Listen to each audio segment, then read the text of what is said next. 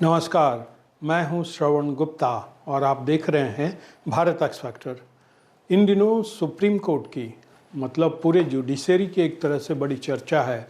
आज 21 नवंबर को है, लेकिन आज का अखबार भी सुप्रीम कोर्ट के से जुड़ी बातों से रंगा पड़ा है। दरअसल कल यानी कि 20 नवंबर को सुप्रीम कोर्ट ने प्रेसिडेंशियल रेफरेंस पर स्थिति साफ की है।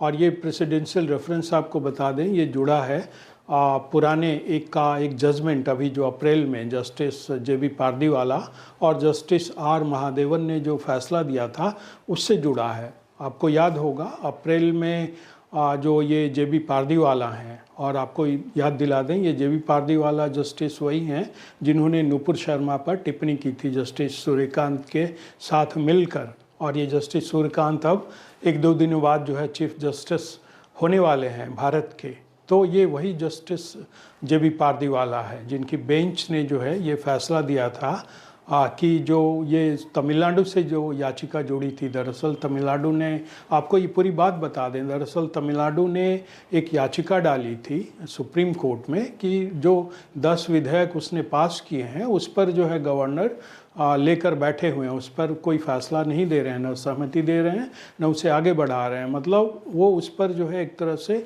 कुंडली मारकर बैठे हुए हैं। ये याचिका डाली थी सुप्रीम कोर्ट ने तमिलनाडु ने। और फिर इस पर जो बेंच बनी थी 2 जजों की, जस्टिस जेबी पारदीवाला और जस्टिस आर महादेवन ने, उससे एक सामान्य सा ये बेंच था, लेकिन उसने जो फैसला सुनाया था उसके बाद से ही इस पर जो है कंट्रोवर्सी शुरू हो गई थी। और आपको बता दें कि जस्टिस जेबी पारदीवाला और जस्टिस आर महादेवन ने क्या फ़ैसला सुनाया था। दरअसल इन दोनों जजों की बेंच ने कहा था कि नहीं, अगर देर होती है तो इसकी जिम्मेदारी जो है गवर्नर की है। उन्हें 3 महीने के अंदर जो है गवर्नर को और प्रेसिडेंट को भी, मतलब राष्ट्रपति और गवर्नर दोनों की भूमिका उन्होंने तय कर दी थी इन 2 जजों की बेंच ने, जो कि एक सामान्य बेंच थी, ये कोई कॉन्स्टिट्यूशनल बेंच नहीं थी जस्टिस जेबी पारदीवाला और जस्टिस आर महादेवन की। लेकिन ये अपने अधिकार क्षेत्र से बाहर जाकर दरअसल इन्होंने ये फैसला दिया था कि नहीं, ये हम तय करेंगे कि ये गवर्नर और राष्ट्रपति जो है 3 महीने के अंदर जो है इस पर फैसला दें। और अगर 3 महीने में इन लोगों ने कोई फैसला नहीं किया, मतलब गवर्नर और प्रेसिडेंट ने, तो जो विधेयक राज्य सरकार ने इनके पास भेजा है उसे पास मान लिया जाएगा, वो लागू हो जाएगा। और यही हुआ। मतलब 3 महीने के बाद जो है ये जो 10 विधेयक थे वो लागू हो गए, और वो आज भी लागू हो रहे हैं। तो आज तो चर्चा हो रही है कि क्या वो 10 विधेयक अभी लागू रहेंगे कि नहीं, ये अलग मुद्दा है, लेकिन चर्चा इस पर ज़रूर है। वो और यही जुडिशरी जिसकी मैं बात कर रहा हूँ कि बड़ी इन दिनों चर्चा। और कल जो प्रेसिडेंशियल रेफरेंस पर सुप्रीम कोर्ट ने कहा है उस पर आज भी ये चर्चा है कि ये क्या 10 विधेयक जो पास हो गए, मान लिए गए जस्टिस जेबी पारदीवाला और जस्टिस आर महादेवन के हिसाब से, तो उसका अब क्या होगा। लेकिन लौटते हैं उस फैसले पर जो जेबी पारदीवाला और आर महादेवन ने दिया था, जो उनके अधिकार क्षेत्र में नहीं था, वो उन्होंने किया। दरअसल अगर आप संविधान पढ़ें, उसमें जाएं, तो उसमें बहुत सिंपल सी बात है कि जो राज्य सरकार विधेयक पास करेगा वो गवर्नर के पास जाएगा, और गवर्नर इस पर अपनी सहमति दे या इसे फिर अपनी सलाह के साथ वापस भेजे, या इसे राष्ट्रपति के पास भेजने के लिए अपने पास रख ले। मतलब अपने पास रखने का जिक्र है, प्रेसिडेंट के पास भेजने के लिए अपने पास रख ले, इसका जिक्र है। उसमें ये कहीं जिक्र नहीं है कि गवर्नर को इतने समय के अंदर जो है राष्ट्रपति के पास भेजना है। ऐसा समय सीमा का कोई उल्लेख नहीं है संविधान में। और राष्ट्रपति के बारे में भी अगर आप पढ़ेंगे तो उसमें भी ये नहीं कहीं लिखा है कि उसे इतने समय के अंदर जो है जवाब देना है या वापस भेजना है। मतलब इस पर जो संविधान जिन्होंने बनाया था उसमें एक विवेक पे छोड़ा था कि अगर कोई विधेयक मतलब कि राज्य सरकार पारित करती है तो उसके मेरिट और डिमेरिट पर जो है गवर्नर फैसला लेंगे, और फिर अगर गवर्नर के बस में नहीं हुआ तो वो राष्ट्रपति के पास भेजेंगे, और फिर उसका जो मेरिट है, मतलब वो अच्छा है या बुरा है, उसके हिसाब से फिर राष्ट्रपति इस पर फैसला लेंगे। समय की इसमें कहीं कोई जिक्र नहीं है।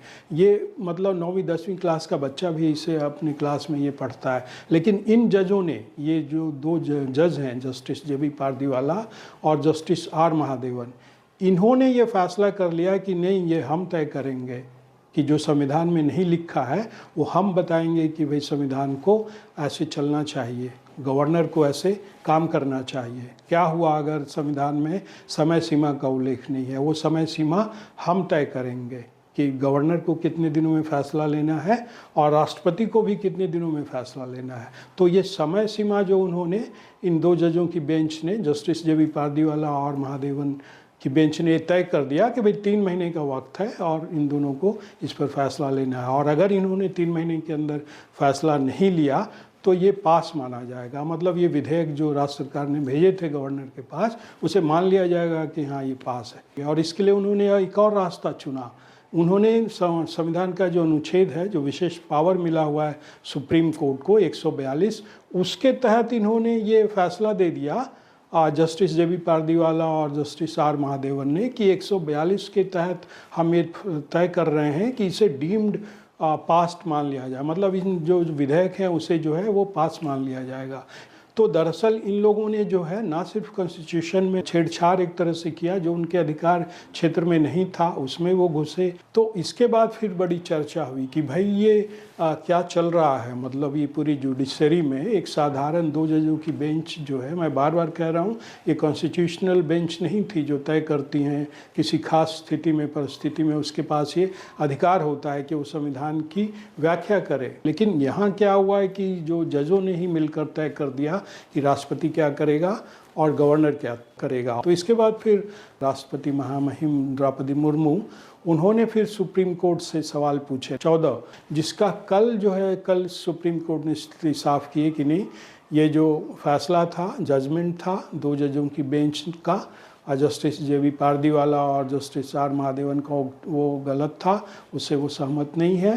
सुप्रीम कोर्ट ने ये जरूर कहा कि अगर बहुत ज़्यादा देरी होती है तो उससे फिर वो कह सकता है सुप्रीम कोर्ट कि भाई आप एक निश्चित समय सीमा के तहत जो है इस पर विचार करें, एक जो आपको लगता है ठीक कि भाई कब तक कर देना चाहिए, वो एक तरह से रिक्वेस्ट की भूमिका में सुप्रीम कोर्ट आ सकता है, ये कहा। लेकिन अब सवाल ये उठता है कि क्या जो बात 10वीं क्लास का बच्चा भी कॉन्स्टिट्यूशन में पढ़कर बता सकता है कि भाई समय सीमा का कोई जिक्र नहीं है गवर्नर के लिए किसी विधेयक पर अपनी सहमति भेजने के देने के लिए, और फिर राष्ट्रपति के पास भी उसे अगर भेजना है तो उसकी भी कोई समय सीमा निर्धारित नहीं है, तो फिर ये 2 जजों की बेंच, जस्टिस जे बी पारदीवाला और जस्टिस आर महादेवन ने किया, उन्होंने ऐसा क्यों किया? और न सिर्फ किया, फैसला दिया, बल्कि संविधान का जो अनुच्छेद है 142 उसका इस्तेमाल किया अपनी ताकत दिखाने के लिए कि नहीं, हम जो कहेंगे वही होगा। तो इस पर फिर ये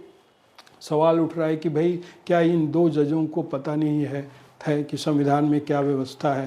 भाई ये तो सवाल पूछना मूर्खता ही होगी एक तरह से कि क्या इन्होंने संविधान पढ़ा नहीं है, जिसकी व्याख्या की जिम्मेदारी सुप्रीम कोर्ट की है, सुप्रीम कोर्ट की जजों की है। और ये कॉन्स्टिट्यूशनल बेंच भी नहीं था इन 2 जजों की जो बेंच थी पारदीवाला की। तो अब सवाल ये उठता है कि ये जो कॉलेजियम से जजेस बनते हैं, चीफ जस्टिस बनते हैं, तो क्या ऐसे ही जज आते रहेंगे और जो जनता है उस पर जो है अपना एक तरह से अपने फैसले थोपते रहेंगे? क्योंकि ये जजमेंट था, और आपको याद रखना चाहिए कि ये जो अभी प्रेसिडेंशियल रेफरेंस पर सुप्रीम कोर्ट ने स्थिति साफ की है, ये राय है, फैसला वही है। 2 जजों ने जो दिया है जजमेंट, वो अभी भी बरकरार है। क्योंकि आज जो खबर छपी है उसमें अब ये सवाल उठ रहा है कि वो तो फैसला है और ये तो सुप्रीम कोर्ट की ये राय है, तो क्या ये बाध्यकारी हैं क्या? और ये 10 जो विधेयक थे जो पास हुए थे, जस्टिस पारदीवाला और जस्टिस आर महादेवन ने इसे जो पास कर दिया था 3 महीना बीतने के बाद स्वतः, तो वो तो ऑलरेडी कानून बने हुए हैं, तो उनका क्या होगा? तो इस पर आज चर्चा हो रही है। और साथ में ये भी चर्चा हो रही है कि इन जजों को क्यों न अयोग्य घोषित कर दिया जाए, क्या सुप्रीम कोर्ट की ये जिम्मेदारी नहीं है? और एक चीज़ और है, देखिए, जब ये 2 जजों ने ये फैसला दिया था, जजमेंट दिया था, उसके बाद भी सुप्रीम कोर्ट चुप बैठा था। ये तो राष्ट्रपति द्रौपदी मुर्मू ने जो है सवाल पूछे, प्रेसिडेंशियल रेफरेंस के तहत जो है सवाल पूछे 14, उस पर सुप्रीम कोर्ट ने अपनी स्थिति साफ की, तब ये हुआ। कायदे से तो सुप्रीम कोर्ट को उसी समय इस जो जजमेंट था उस पर रोक लगा देनी चाहिए थी, उसे अमान्य खारिज कर देना चाहिए था। और फिर एक चीज़ और भी दिक्कत है कि भाई जब ये क्या ये 2 जज आयोग अगर इन्हें ठहरा क्यों नहीं ठहरा रहा, सुप्रीम कोर्ट क्यों नहीं कह रहा कि भाई ये 2 जज जो हैं ये आयोग हैं, इन्होंने इस तरह का फैसला दिया। तो ये भी एक सवाल है जो लोगों के मन में उठ रहा है कि भाई ये सुप्रीम कोर्ट इस पर चुप क्यों है। और एक बात और है, ये जो जस्टिस JB पारदीवाला, जिनका एक पूरा नाम जमशेद बुरजूर पारदीवाला है, वो जो है अभी कुछ समय बाद जो है 2028 मई में जो है वो चीफ जस्टिस बनने वाले हैं। मतलब उन लाइन में लगे हुए हैं, मतलब सीनियरिटी के हिसाब से। कॉलेजियम में यही है कि जैसे ही कोई जज जो है सीनियरिटी होगा सबसे ज़्यादा, तो अपने आप वो जो है चीफ जस्टिस बन जाएगा। तो सीनियरिटी के हिसाब से मई 2028 में जो है 3 मई को मेरे ख्याल से यही जस्टिस JB पारदीवाला लाइन में लगे हुए हैं इस देश का सुप्रीम कोर्ट का चीफ जस्टिस बनने के लिए। और वो बड़े लंबे समय तक रहने वाले हैं, 2 साल 3 महीने, मतलब अगस्त 2030 तक जो है वो इस देश के चीफ जस्टिस रहेंगे JB पारदीवाला, जिन्होंने ये फैसला दिया है। राष्ट्रपति का समय सीमा तय की है गवर्नर और राष्ट्रपति की, जिसके फैसले के से असहमति जताते हुए सुप्रीम कोर्ट ने जो है अपनी स्थिति स्पष्ट की है। तो क्या देश ऐसे अयोग्य जजों को झेलेगा? और क्या यही जज जो है जस्टिस JB पारदीवाला इस देश के चीफ जस्टिस होंगे? क्या वो इस लायक हैं जिन्होंने ऐसा फैसला दिया? तो ये सब सवाल जो है लोगों के मन में आ रहे हैं। और ये सब कुछ इसलिए भी हो रहा है कि भाई सुप्रीम कोर्ट ये क्यों माने बैठा है कि भाई हमने जो कॉलेजियम बनाया है हम ही सब तय करेंगे। ऐसा दुनिया में कहीं नहीं होता है कि जज ही जो है जज को चुनते हैं, लेकिन यहाँ का जो सुप्रीम कोर्ट है वो कहता है कि नहीं, हम ही तय करेंगे कि जज कौन होगा, चीफ जस्टिस कौन होगा। मतलब हम ही एक दूसरे को चुन करके ये कॉलेजियम के तहत जो है जज बनाएंगे, और उसी के तहत ये सारे जज जो है अब आ रहे हैं। ये भी एक बड़ा सवाल है। तो देखते हैं अब क्या इस पर सुप्रीम कोर्ट क्या करता है। तो आज के एपिसोड में इतना ही। आपसे अनुरोध है कि इस चैनल के वीडियो को देखें, उसे लाइक करें और शेयर करें, और चैनल को सब्सक्राइब करें। अब हमें आज्ञा दीजिए। नमस्कार।